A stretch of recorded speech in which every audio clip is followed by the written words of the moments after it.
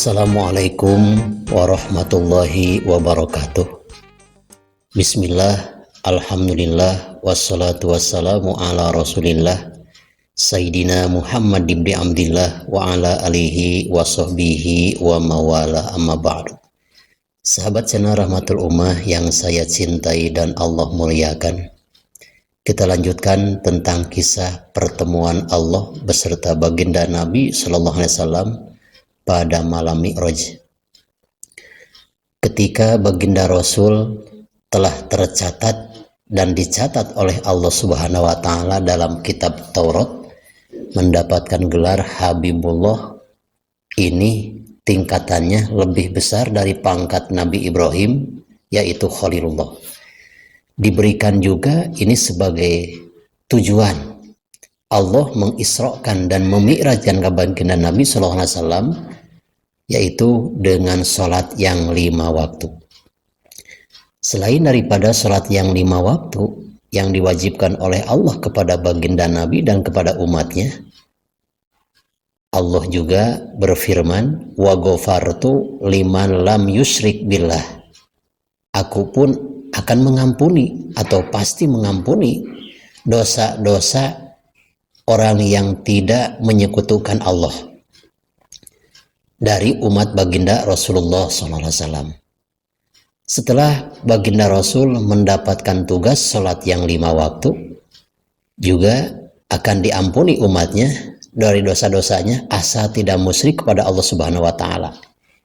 In jalat anhu sahab, maka teranglah yang tadinya baginda Nabi terselimuti oleh mega sekarang kelihatan. Dan baginda Nabi SAW kembali ke Sidratul Muntaha dan dijemput oleh malaikat Jibril. Pansoropa sari'an fa'ata ala Ibrahim. Setelah baginda Nabi dibawa oleh malaikat Jibril karena sudah mendapatkan tugas sholat 5 waktu, dibawalah ke langit yang ke-7, bertemulah dengan Nabi Ibrahim. Nabi Ibrahim tidak mengatakan satu kata pun kepada Nabi Muhammad SAW. Lalu bertemu lagi di langit yang ke-6 baginda Nabi SAW, yaitu dengan Nabi Musa alaihissalam.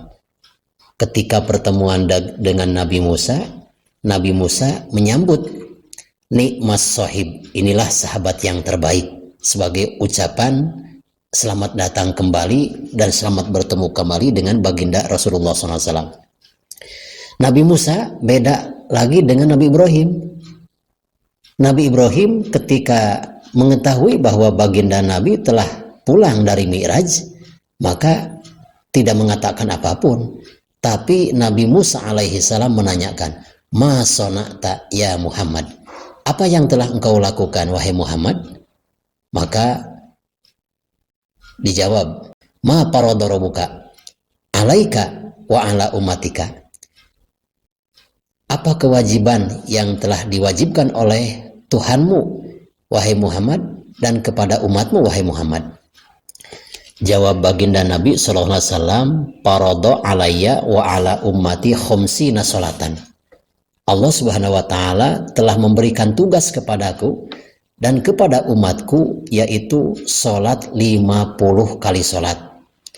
Kulla yaumin walailatin, itu tiap siang dan malam. Maka sabda Nabi Musa alaihissalam ketika mendengar baginda Nabi dan umatnya diwajibkan oleh Allah Subhanahu wa Ta'ala mendapatkan tugas sholat 50 waktu, Nabi Musa alaihissalam menyarankan, irji robbaka pas alhu tahfif anka wa an ummatika la tutiku dzalik. Kembalilah engkau wahai Muhammad kepada Allah Subhanahu wa Ta'ala dan mohonlah jangan sampai 50 waktu, karena umatmu tidak akan kuat. Sebab kami pun, sabda Nabi Musa, Bani Israel orangnya kuat-kuat, diwajibkan sholat 50 waktu itu tidak kuat, apalagi umatmu itu sangatlah kecil badannya, sangat lemah penglihatannya, sangat lemah pendengarannya. Untuk itu silakan kembalilah kepada Allah, agar Allah Subhanahu wa taala memberikan keringanan kepadamu dan umatmu untuk tidak mewajibkan sholat yang 50 waktu. Baginda Nabi SAW tidak menjawab apapun, tapi baginda Nabi melirik kepada malaikat Jibril alaihissalam. Kata malaikat Jibril sudah paham bahwa baginda Nabi ini setelah dipikir-pikir pasti ini akan menjadikan keberatan bagi umatnya kalau melaksanakan sholat sehari semalam 50 waktu. Maka sabda malaikat Jibril, in syi'ta parji syari'an. Seandainya engkau mau, silahkan minta aja kepada Allah Subhanahu wa taala agar sholat 50 waktu supaya dikurangi. Akhirnya pergi lagi lah baginda Nabi SAW dengan Mi'raj juga, dengan tangga, sehingga beliau baginda Nabi SAW sampai ke Sidratul Muntaha. Dan setelah sampai ke Sidratul Muntaha, baginda Nabi SAW ditutupi dengan mega. Wa kharra sajidan, dan baginda Nabi dengan keadaan sujud. Maka ketika dalam keadaan sujud, Nabi SAW berkata, ini merupakan bentuk permohonan kepada Allah Subhanahu wa taala, ya Rabbi khaffif an ummati fa innaha ad'aful umam. Ya Allah, berikanlah keringanan untukku dan umatku, karena umatku tidak akan mungkin bisa melaksanakan sholat 50 waktu, karena umatku adalah umat yang paling lemah. Maka Allah Subhanahu wa taala menjawab, wada'tu anhum khomsan. Maka jadilah kami akan mewajibkan kepadamu dan kepada umatmu menjadi 5 waktu.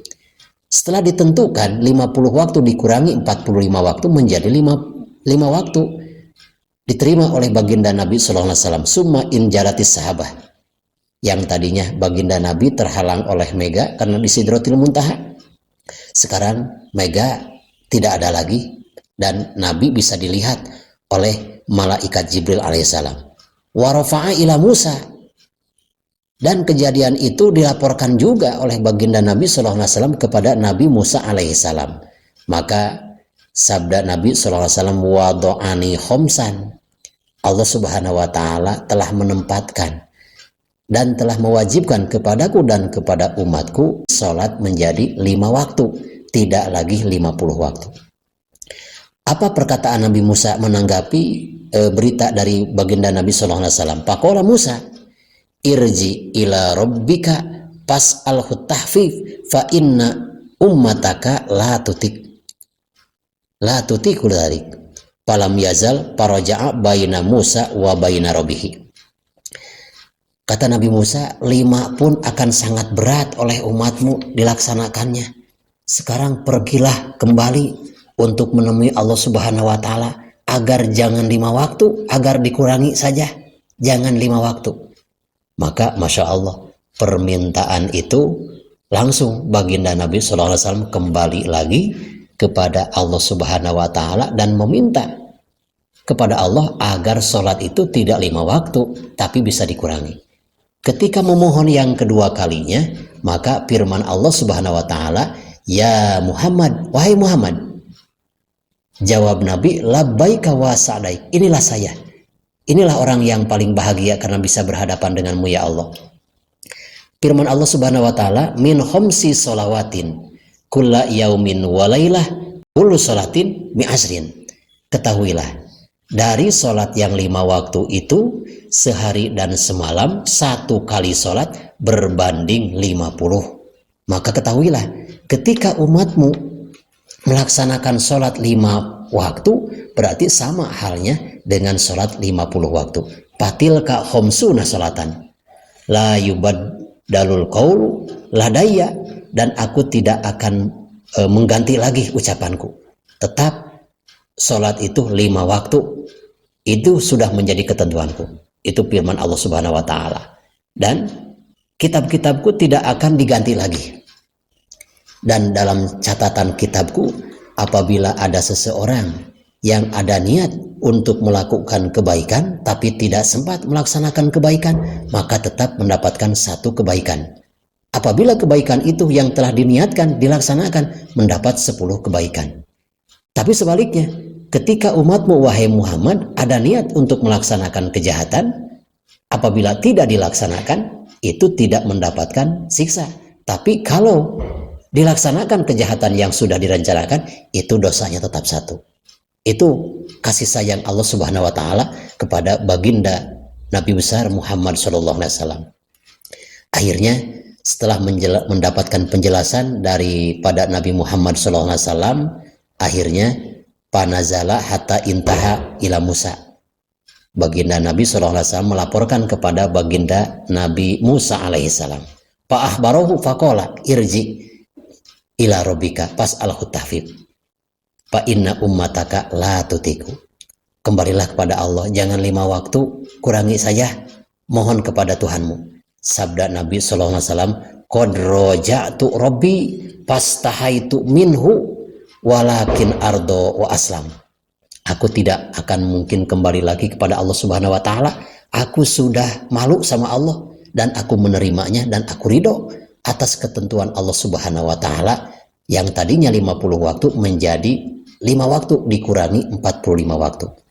Maka ada sejenis panggilan panada mudadin. Qad amdoitu paridoti wa khafiftu an ibadi. Ingatlah, aku telah mewajibkan dan telah meluruskan kewajiban sholat yang 5 waktu dan aku telah beri keringanan kepada hamba-hambaku.